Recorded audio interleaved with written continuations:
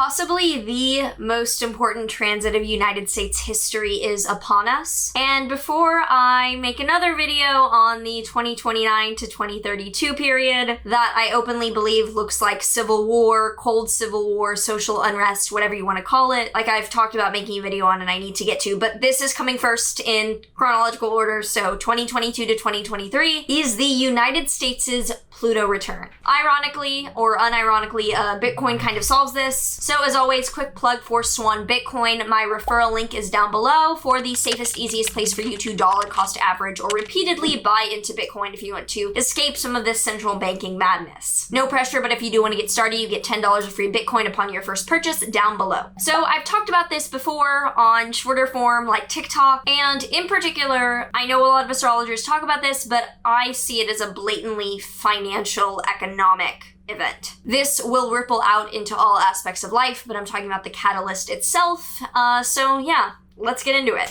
So firstly, what is a Pluto return? This is when Pluto returns to the exact position in the sky that it was at during a birth or inception. When planets return over a natal chart, it reinforces the story that that planet represents in that natal chart. It highlights the promise within that chart that is unfolding. So Pluto represents things like regeneration, psychological turmoil, but turmoil in general. It is an indicator of intensity. I think that more so, more than good or bad, I see it as an intensity indicator, and I reserve the word transformation for Pluto alone. If I ever say transformation with another planet, call me out, because it's a cliche when used for Pluto, so I want to make sure that when I talk about Pluto and I use transformation, it's because I don't use it for any other planet. I don't think that change, which is indicated by any planet in any transit, compares to the level of plutonic transformation that is indicated by the planet Pluto. It represents tremendous change in size, so things like turning the very big into the very small by destruction, devastation, turning the very small into very big by inflation and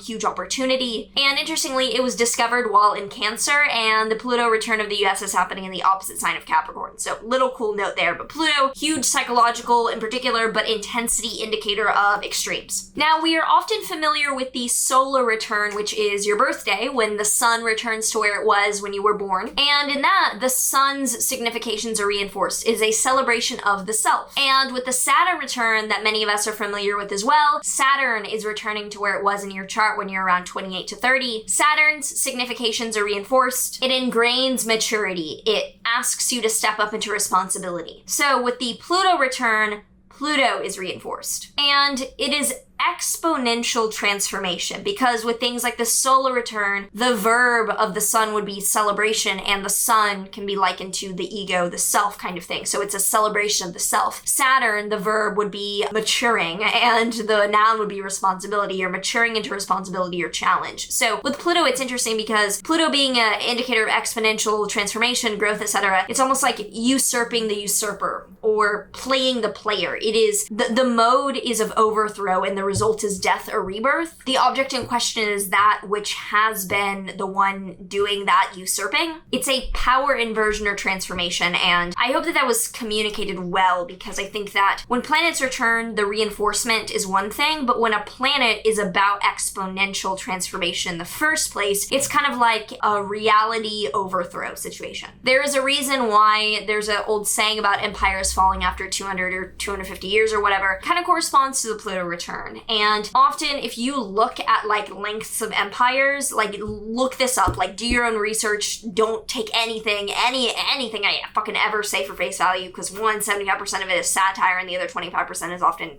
just, I don't know, noob. But you can look this up for yourself. Often it's 25 to 500 years per empire length. 1 to 2 Pluto returns with a midway, if it's 500 years, that's just double the length. And, it's never exact, because the Pluto return is a catalyst event that then will play out. But multiples of 250 or 500 are very common. There's not a ton in between those multiples if you truly look at it for significant empires. I will say that 60 to 70 is also kind of a shorter length that reoccurs. There's no planetary transit I know of that is 60 to 70, so I think it corresponds more to the life of like one person, like a lifespan kind of thing. Obviously, like a lot are not going to be 250, but if you look for what stands out as a recurring number, it'll be 250, 500 years, etc. I'm not going to include a whole bunch of historical examples in this video. I did that for my Jupiter-Saturn conjunction in Aquarius video, and it ended up being like just really long and like terrible watch time I found. So you can look these up for yourself. But a list of similar situations and lengths is the Abbasid Caliphate, the Fatimid, and if I pronounce these wrong, I'm sorry. Like I'm looking this up kind of through just like my own history, like research kind of thing. Fatimid Caliphate, the French colonial empire, which is also approaching its 500 year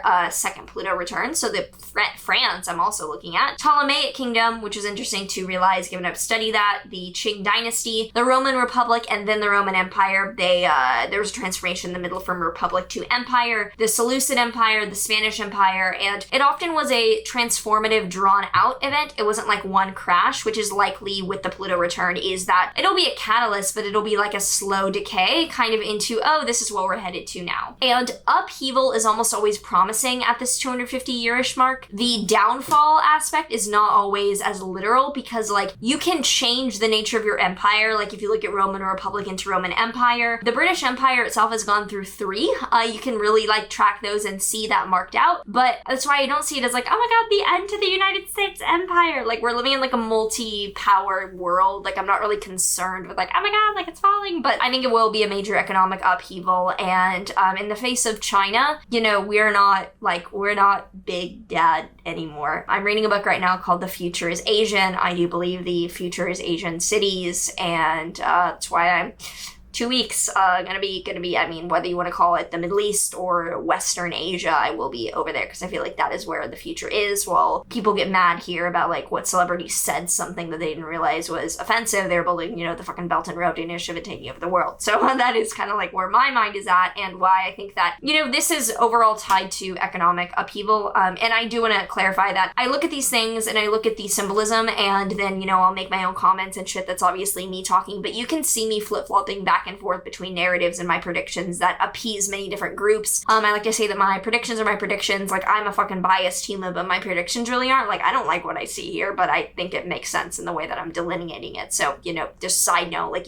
I have people calling me a socialist. I have people calling me an alt-right, like whatever. So I delineate. So many of today's issues are related to the banking system. I don't even think I know where to begin. I'm not going to make this a whole, you know, explanation of why it's a central bank at the root of a lot of your social justice issues you're fighting for, but so many systems that are now being revealed, now that are collapsing, are tied to the central bank manipulation. I urge you to look into that yourself. It's the kind of thing where I'm like, I don't want to be the one to explain it to you because other people can do it more justice and more historical accuracy, but a lot of what is wrong with the world is due to the manipulation of currency. And the Fed said recently, I'm filming this in early September 2021, that they are not yet tapering. They are not yet going to slow down the economic easing because they are not happy with the economic growth so far. And the reason within me is like, no fucking shit. People aren't like working, like people aren't going back to work. And this is very worrisome in my opinion, because if the Fed is not easing up yet, then the S&P,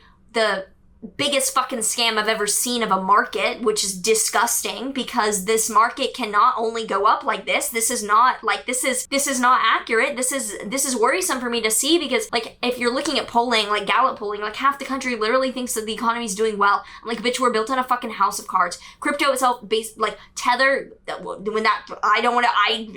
that's another issue. This S&P this is disgusting. This is not real. This is money printer. That can only go on for so long. You either hide the necessary volatility and crashes through interest rates in this QE, or you let it exist kind of like crypto does, where you can fucking see when shit's going downhill. The economy is not doing well, in my opinion. It's fake.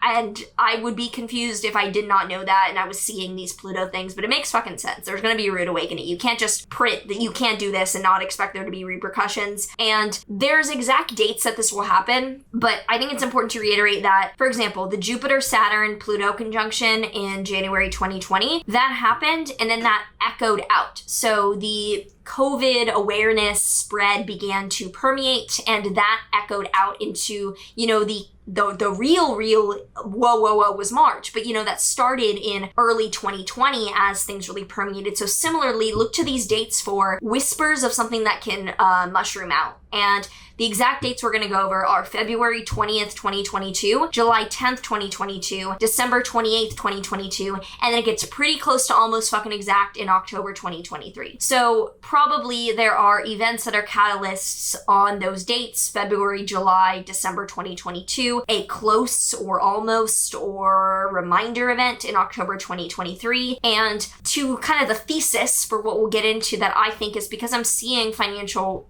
upheaval, the financial repercussions of how the past 2 years, but really a house of cards of decades of fiat currency were handled, will have to result in a gnarly correction for the market when this cannot be artificially disguised anymore. I hope that some people that see this will maybe, do the research on that, because like fiat currency dissolves always. This is what got me into Bitcoin and crypto, was like looking at this in combination with like my own just interest in learning about finance more and being like, oh my God, like, oh, Jesus Christ. And I think that people are not realizing that they're going to be burned by not owning anything. And there's just some rhetoric that like really fucking worries me about this. I did a good podcast with Robert Breedlove kind of about just the rhetoric. And I think that in the media alongside this, there's a divide and conquer dynamic. And what worries me is that like, depending on what media you watch, you are extremely convinced of the need to ideologically conquer, or just like the obviousness of another side being wrong, but it's literally the media echo chamber you're in, and people don't realize this until they make themselves watch the resistant media that they cannot stand, and then they realize, oh my God, it literally depends on what years of conditioning in a particular echo chamber you were given to see what slant you're on. And while you do that, while you're fighting over a different reality than the other side, BlackRock is buying up every single home in the US so that you are priced out of buying assets. This will mean that you will have to depend on a renter's economy, and when the Great Reset agenda openly says you will own nothing and you will be happy, and this is happening under your noses, I see it more as you will own literally nothing and no, you will not be happy, and it'll just further empower media narratives on each side of the political aisle to be like, oh, it's because this president did this or this person did this. It's like, Jesus Christ. I think will be a non-violent but extreme cultural schism by the end of the decade, 2029 to 2032. I would not be surprised by a balkanization or even like a state kind of secession where states, just individual powers or cities or something just changes, because dead assets, you're fed different. It is a different reality. And so it's very strange to see. But yeah, like the Saturn-Pluto conjunction in January 2020, look to these dates for catalysts that will then take place more over the 2020s. But I think the financial like, oh shit, is going to be 2022 to 2023. So first hit will be February 20th, 2022. First exact hit, Mercury will be exactly on the south node of the United States in the third house also. So the reason that this is financially indicated for me, first off, which I didn't even fucking address, is because the Pluto return is taking place in the second house of finance for the United States' Sibley chart. Now, if this checks out as a financially funneled kind of shit show that leads into the social upheaval, I think it will give even more validity to the Sibley chart that I think works the best for the United States out of all the charts that I've used. So first exact hit will be on all of this is happening with Pluto right on top of the United States is Pluto in the second house of money and finance. The interesting thing is that I see a bit of a difference between the 8th house and the 2nd house when it comes to public policy, because the 2nd house is direct monetary policy, quantitative easing, etc. The 8th house is more of like taxation and things like that, where there is more just like interplay, and that's not really what's activated here. So, I mean, I don't know. I'm not really an expert. I do think we'll have rising taxes, but I don't see that being like the motivator for a lot of this, because you can't tax your way out of shit like this. Mercury will be on top of the United States' south node in the 3rd house on this hit, and Mercury communication, south node, tiring, decrease, letting go, maybe even like spiritual or esoteric in the 3rd house of communication or media. Looks like bad, very tiring news, which I think could indicate tapering starting, or some kind of financial news that seems to be like a, oh shit, for the public to realize that they're not getting help anymore. That's kind of the south node, is like this letting go energy. Then on July 10th, 2022, this is the second hit. Pluto will have stationed retrograde, and this is hitting via retrograde. Retrogrades often indicate revisiting, going back, and trying to fix or revise something. So I think that this could be revisiting the issue. Venus will be exact by degree on the United States' Mars in the 7th house. And in a country socio-political chart, the 7th house is often the opponent or the other right in front of you. So when the 7th house is activated, it is often along partisan lines or socio-political divisiveness. So with Venus exactly on Mars there, I think that this could be an effort to try and smooth over economic policy or financial choice that angered the other party. I don't want to speak preemptively, but I do think that this could make a lot of sense if in 2022 we do have like red takeover of like I think that if we're going to stop money printing and it looks like a kind of going back, that like it could be that Republicans pass more of the like, we're not going to hand shit out policy. Because besides Joe Manchin, I haven't really heard a lot of Democrats against a ton of spending. So if this is showing it happening in 2022, then that could be because we have more of a split government. I need to look at the charts more for that, so I'm not going to put any promises or stamps on that one yet, because it's kind of difficult to look at the chart of a party because there's several charts, but I'm going to look at like what I see coming up. But I think at this point, if we have 2022 looking like a fiscally difficult year because we have to put a plug in something, I don't know if Democrats are going to like pass things that would do that. Yeah, that's just my thoughts for now, but I'm gonna put a plug in that and come back to it, so no promises on political party shit right now. Anyway, third exact hit is December 28th, 2022, when Mercury and Venus will be right on Pluto also, and with this third hit being direct, it would seem to be a new development, new improvement. Mercury and Venus right on top of the Pluto as well looks like news about the continual financial choices. Venus often being the market,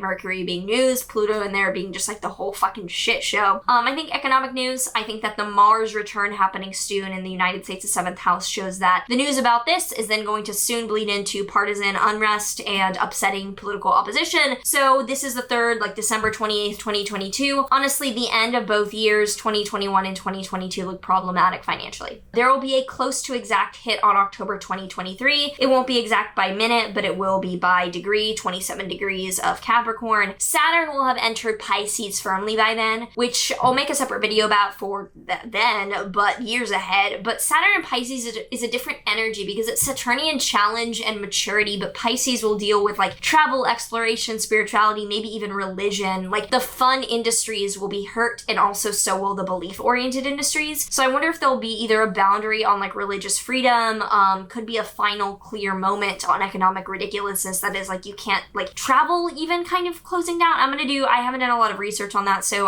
pardon my I don't like to be vague because then people come at me and they're like, look how vague it is, it could fit anything. No, this couldn't fit fucking anything. Watch for restrictions on travel and religion, but I'll make more firm predictions when we get closer to it and I can do more research. I think that October 2023 could be like an almost complete bad because it's not an exact hit. It's almost by degree, it's almost by minute, but not exact. I think that by then we will have also had Jupiter, Uranus, and the eclipses with the North Node in Taurus we have already had those, 2022 into 2023. And with Jupiter, Uranus, North Node all in Taurus, that is extreme crypto, like boom, boom, that is like crypto, 1,000,000%. I think it could become like so fucking mainstream by then. And I think that maybe by then a lot of fucking people see how Bitcoin fixes this because it's an alternative to this shit show. I don't know. I don't want to make it seem like dystopian, like it's a bit dystopian, yes, but you could say that the world we're living in is dystopian. Like we fucking got through 2019, 2020, and 2021. It's not like we're not going to get through this. It's just a kind of a challenge where it hits us and we're like, and it's like you have to fucking deal. You deal. We all fucking dealt. We dealt with this past year. If you would have told us about this year 5 years ago, it would have been like, you know what I mean? Like we fucking get through it. So I'm not fear-mongering. Like we'll fucking get through it. But to summarize, for now I'm watching the beginning of 2022 to the end of 2023 with I think the high point of issue being end of 2022 into early 2023 for financial upheaval when the banking system makes itself known to more than just those of us who are like looking into the history behind this of being problematic. And I do want to note that on February 11th, 2023, Saturn will be crossing the United States' moon. And the moon rules the 8th house of the market and it's in the third house of communication for the US. By communication, I mean more like day-to-day media and news, content, etc. So Saturn restriction crossing the indicator for the market and the third house of communication. I think that February 2023 could be a beyond apparent reality of market correction, given Saturn will be crossing that indicator then. I'll be surprised if it isn't clear by spring 2022, but I think that February 2023 looks rough as well. We've been coddled by this market. Like, we dead ass had a terrible financial break, and then the market just swooped back up due to like fake money. I would read Robert Kiyosaki's books on fake money, essentially just like a Rich Dad Poor Dad. We will face a rude awakening, and when it happens, it will not be pretty. I think a lot of people will be realizing, like, I don't know, we had a bunch of armchair epidemiologists and virologists over the past year. Then we had a bunch of armchair, what do they call it? Like immunologists. Then we had a bunch of armchair foreign policy experts after Afghanistan. And I think after this, we're going to have a lot of armchair economic experts. Not that I am not one. I am just speaking here. People come at me and they're like, oh my God, you're so like bully yourself talking like this. I'm like, no, I just have like good speaking style, but I'm a fucking noob. I'm just doing my fucking best, like talking about this. So one thing I do actually feel confident in saying, because it repeats after history, is that economic upheaval precedes social upheaval. When the currency is debased, people go crazy because there's a fabric of their reality that is being unwound that they might not even understand, but they can tell that shit is like wrong. Like, they might not even cognitively see, oh my God, prices are going up. They might just be like, oh, I can't afford this anymore. Like, oh no, like little by little the morale diminishes, social upheaval explodes. And I think a lot of people that have depended on government help, when that is no longer as helpful because the currency's debased as shit, might wake up to the kind of reality that, like, I don't know, Bitcoiners often see, like, just because due to looking at this. It isn't the other world, like, I want to reiterate. I can see sometimes in comments when people are like, oh my God, yes, ma'am, like, we will follow the way, like, thank you for warning us. I'm like, no.